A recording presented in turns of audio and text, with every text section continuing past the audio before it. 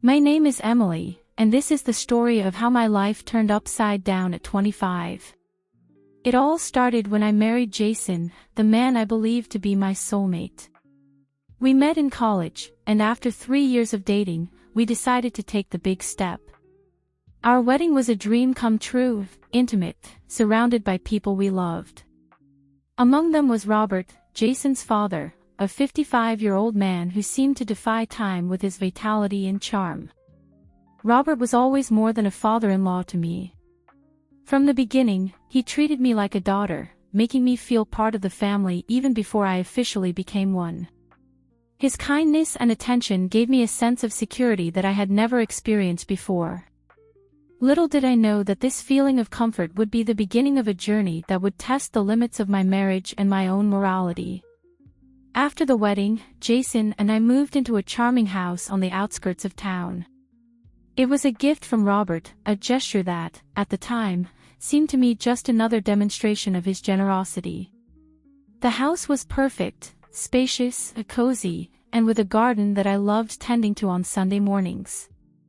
There, we built our love nest, making plans for the future and dreaming of the family we would one day have.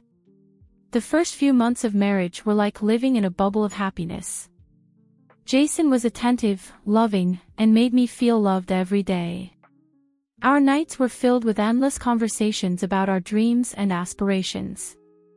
We shared laughs, tears, and moments of pure joy. I believed I had found my happily ever after, like in the fairy tales I loved so much as a child. However, life has a peculiar way of surprising us when we least expect it. It was on a hot summer afternoon that everything started to change. I was home alone, enjoying a moment of relaxation after a tiring day at work. I decided to take a refreshing shower, letting the water wash away the stress of the day. The sound of running water muffled any external noise, enveloping me in a bubble of tranquility. Suddenly, the bathroom door opened. My heart leaped into my throat when I saw Robert standing there, his eyes wide with surprise. For a moment that seemed like an eternity, we stood frozen, looking at each other. Robert stammered an apology, claiming he thought the house was empty. He quickly closed the door, but the damage was already done. In that brief instant, I felt something that deeply disturbed me. It wasn't just the shock of the invasion of privacy, but an electric current that ran through my body. A sensation that I shouldn't have felt, especially towards my husband's father. I tried to push these thoughts away, attributing them to the shock and adrenaline of the moment. But deep down, I knew that something had irrevocably changed. In the days that followed, I tried to act normally.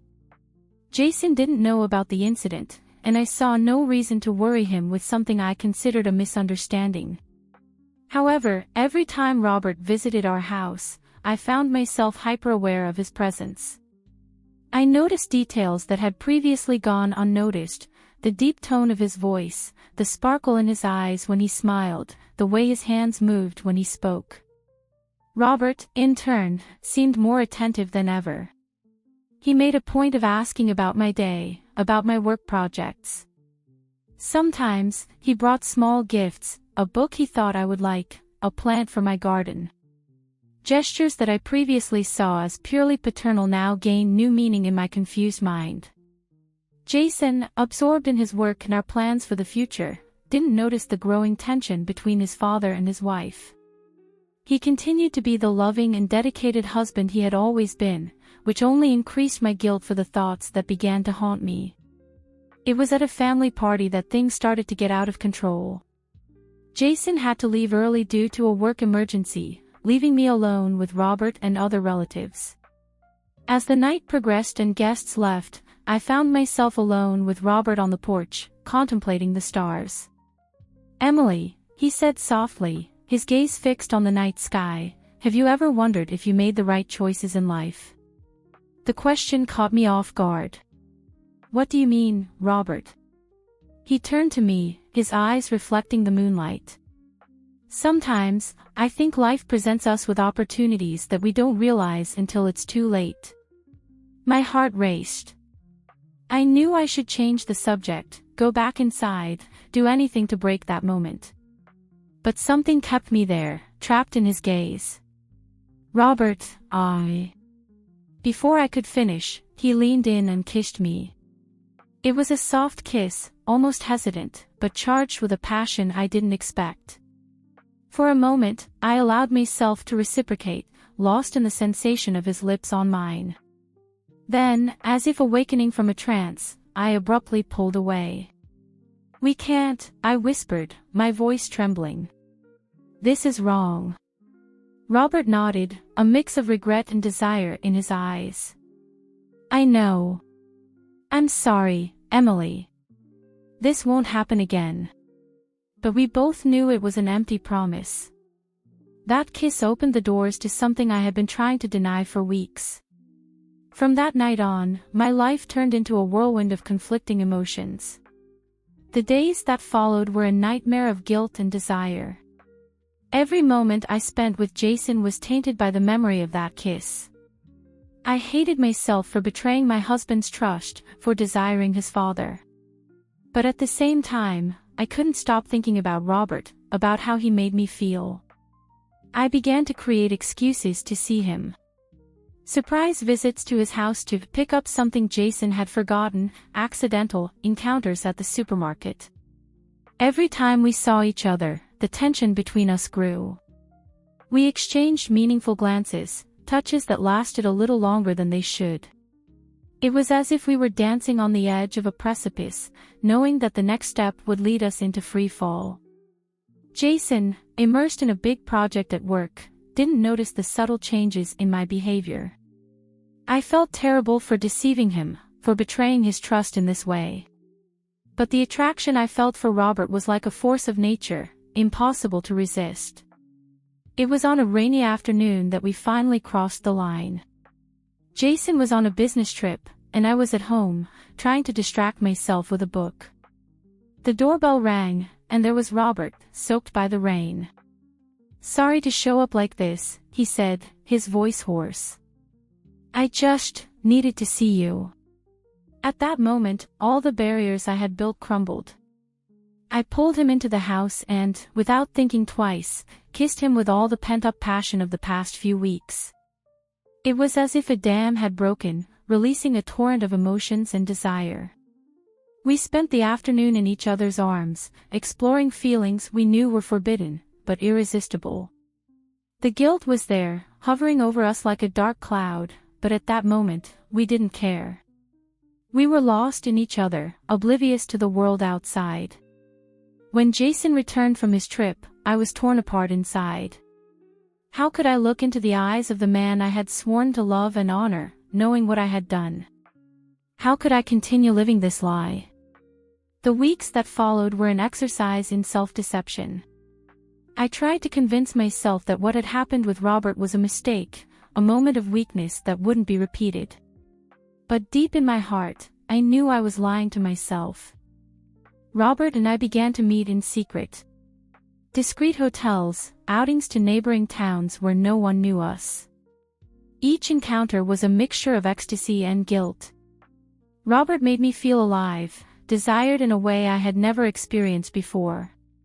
He listened to me, understood me in a way that Jason, in his innocence and devotion, never had. Jason, oblivious to everything, continued to be the perfect husband. He planned romantic surprises, talked about our future together, about the children we would have. Each gesture of love from him was like a stab in my heart. I wanted to be the wife he deserved, but I couldn't resist the attraction I felt for Robert.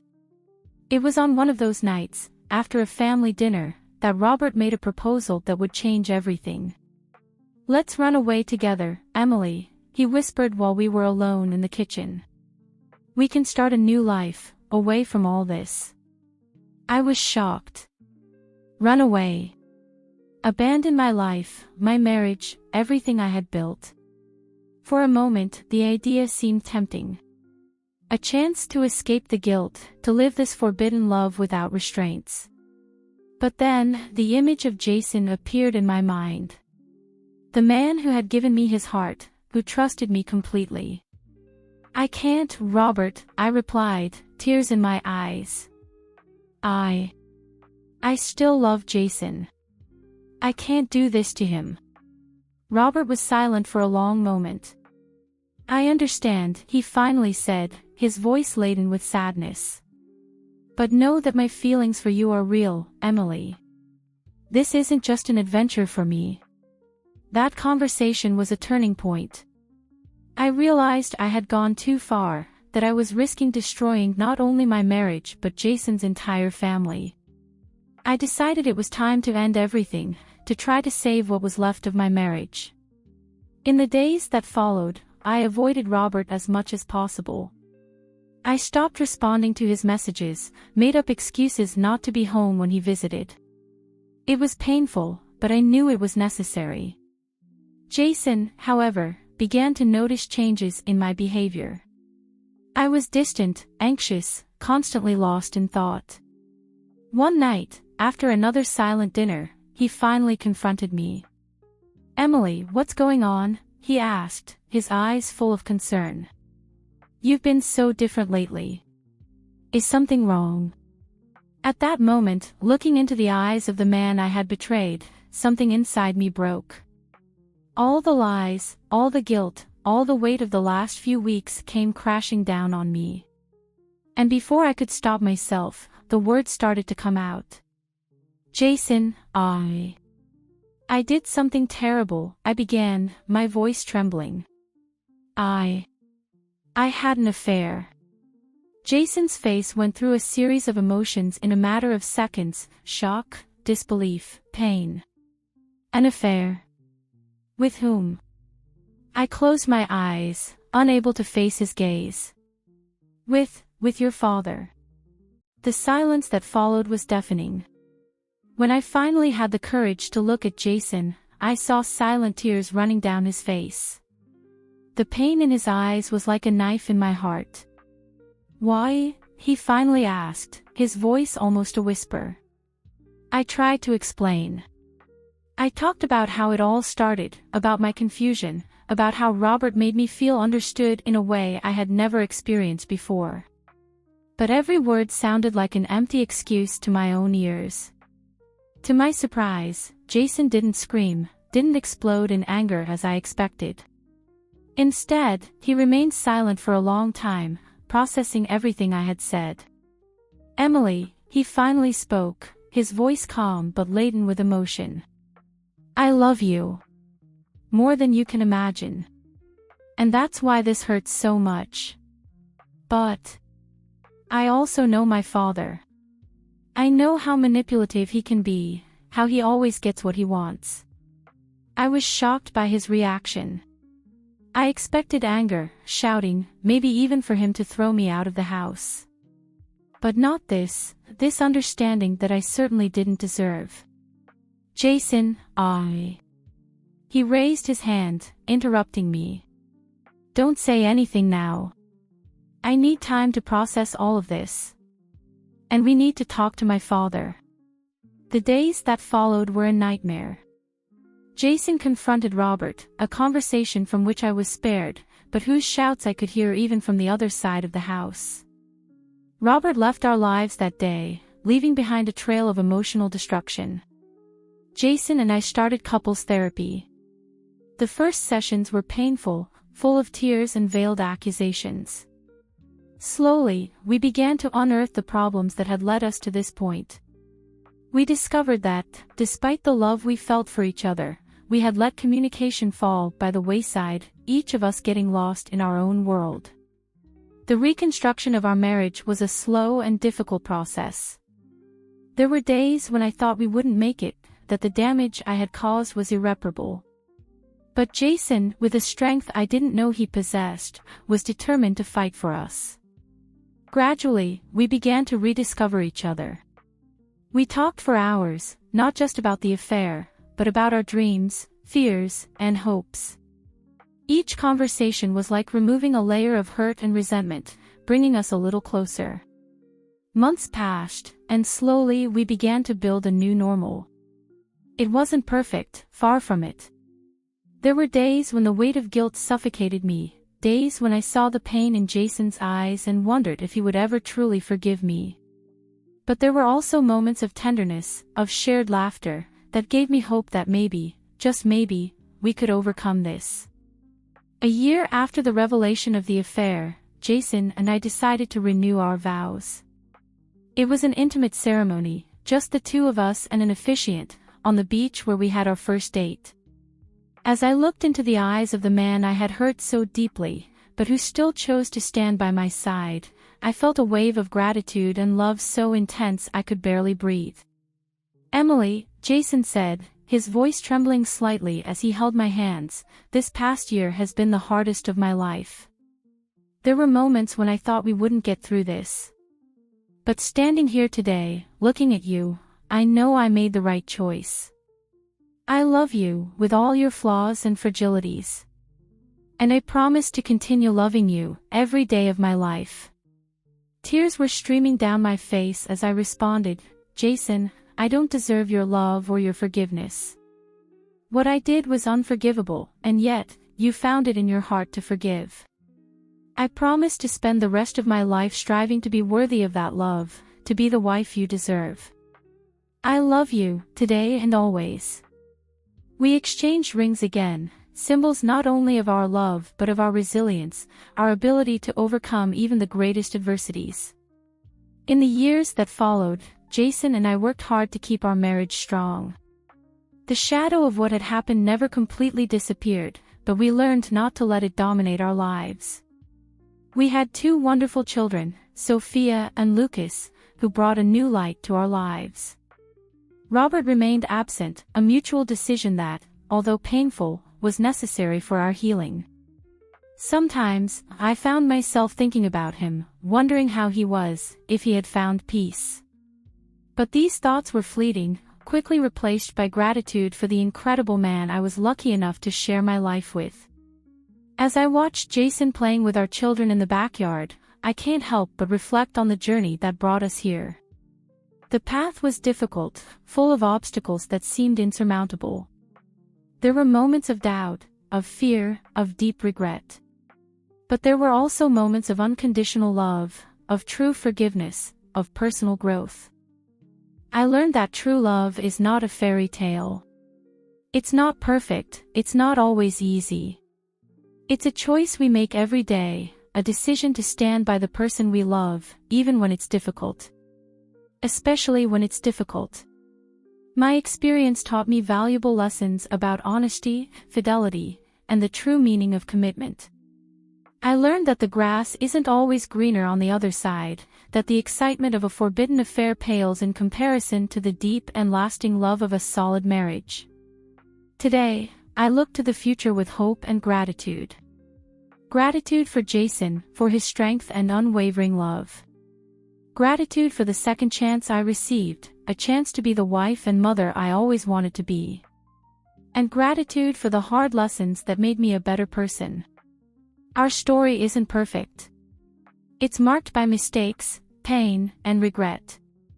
But it's also a story of redemption, of love that overcomes all obstacles, of two people who chose to fight for their relationship when it would have been easier to give up. As the sun sets on the horizon, painting the sky with shades of orange and pink, I feel Jason's arms wrapping around me from behind. He softly kisses my neck and whispers, "What are you thinking about?" I turn in his arms, looking into the eyes of the man who chose to love me, despite everything. "About us," I reply with a smile. "About how lucky we are." Jason smiles back, that smile that still makes my heart skip a beat. "We are," he agrees. "But it's not luck, Emily. It's choice. We choose each other, every day." As we kiss softly, with the sound of our children's laughter in the background, I know he's right. Love is a choice. And I choose Jason, today and always. Our story isn't over. In fact, I feel like we're just beginning a new chapter. A chapter full of promises, of shared dreams, of a love that survived the worst of storms and came out stronger on the other side. I don't know what the future holds for us, but I know that as long as we have each other, we can face anything. Because in the end, that's what true love does. It perseveres. It forgives. It grows. And, above all, it chooses to stay, even when it would be easier to walk away. This is my story. A story of betrayal, forgiveness, and true love. A story that taught me that happy endings aren't given, they're earned. And that love, true love, can overcome even the gravest mistakes, if both are willing to fight for it. As night falls and we prepare for another evening as a family, I feel a peace that I thought I would never experience again. I look at Jason, at our children, at the life we've built together, and I know I'm exactly where I should be. This is my story of redemption. And it's far from over. Our journey continues, day by day, as we navigate the complexities of life together. The affair that nearly tore us apart has become a distant memory, but its lessons remain etched in our hearts. We've learned to communicate more openly, to appreciate each other more deeply, and to never take our love for granted. Jason and I have made a commitment to keep our relationship fresh and exciting. We schedule regular date nights, even if it's just a quiet dinner at home after the kids are in bed. We've taken up new hobbies together, hiking on weekends, attending cooking classes, even trying our hand at ballroom dancing.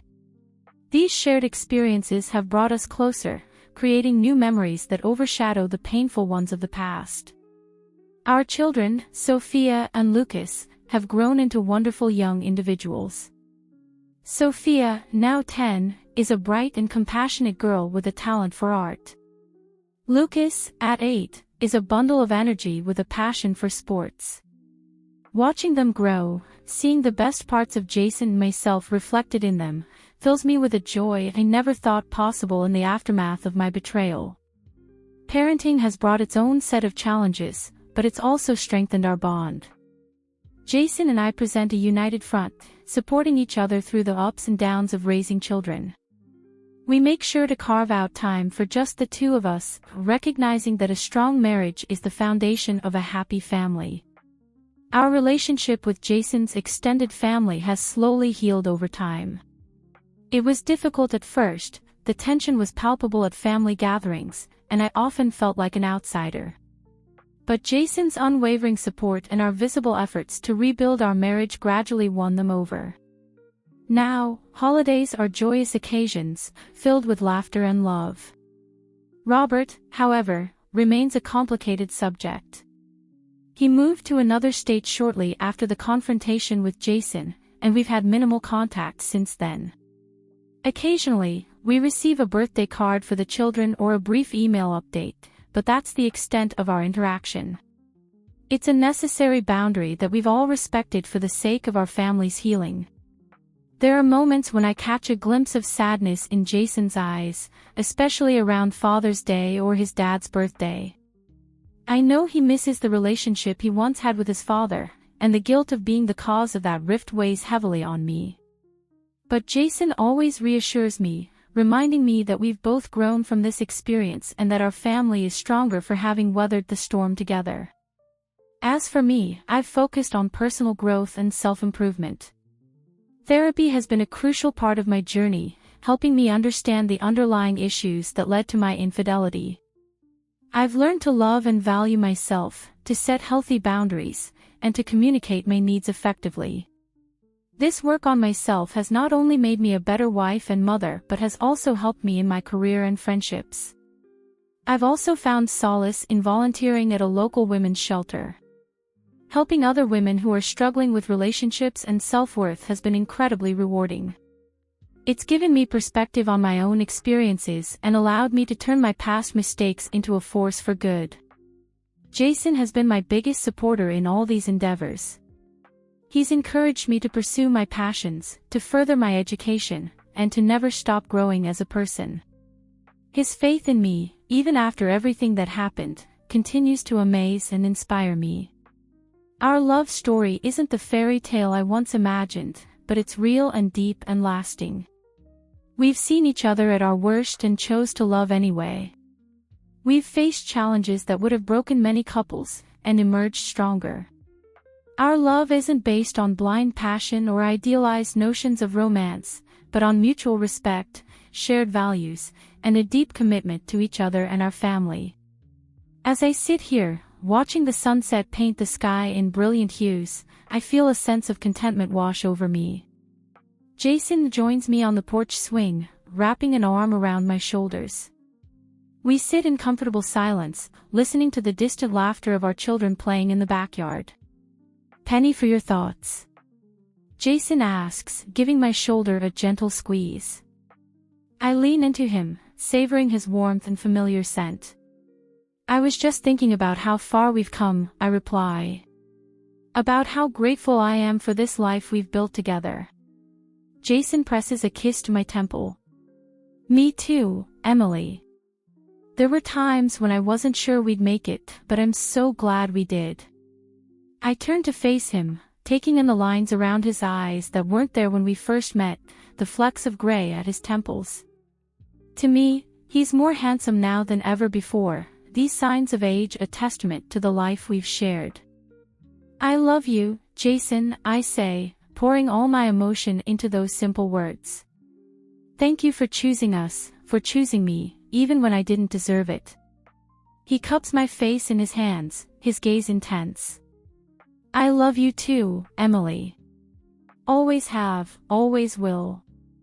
We've been through hell and back, but I wouldn't change a thing. It's all part of our story." As we lean in for a kiss, I'm overwhelmed by the depth of my love for this man. Our lips meet, and it's like coming home, familiar yet thrilling, comfortable yet passionate. The sound of our children's voices breaks the moment. "Mom. Dad. Can we have ice cream for dessert?" Sophia calls from the back door. Jason and I share a laugh. "Duty calls," he says with a wink, standing and offering me his hand. I take it, intertwining our fingers as we walk back into the house. This is my life now, filled with simple joys, everyday challenges, and a love that has been tested by fire and emerged unbreakable. As I look around at my family, Jason dishing out ice cream, Sophia and Lucas playfully arguing over who gets the bigger scoop, I'm struck by how ordinary and yet how extraordinary this moment is.